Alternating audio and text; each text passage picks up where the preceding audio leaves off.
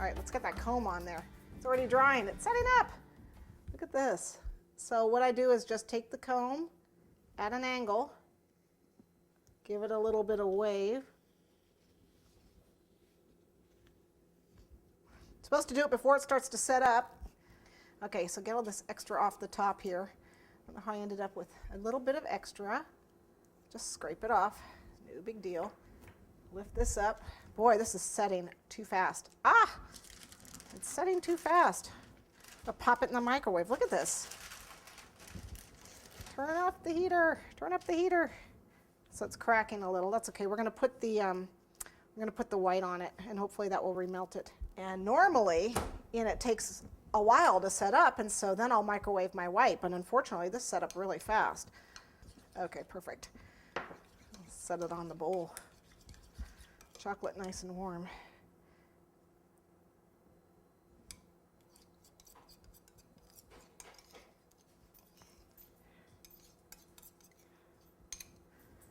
Okay, so what I do is just put this on, and hopefully this white will melt the chocolate. Okay, so you lift it up, clean those edges off. Okay, get this out of the way, and we're ready to wrap. That's a wrap. Place it against the base here and lift it up, keeping it at the base. Wrap it around so it touches. Okay, and into the freezer it goes for about 2 minutes. Okay, let me get this out of the way. We'll clean that bottom up when it comes out. Okay, what a mess I've made. That's okay, that's gonna come off.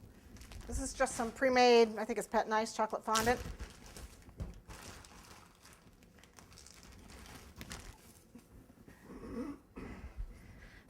Okay, if your fondant is really, really firm, you can pop it in the microwave just for a few seconds. I'd say probably for a piece like this, about 5 seconds. Which of course I'm probably not going to do. And we'll do the piece around the bottom first. Let's see, it's this one. So this is my bottom.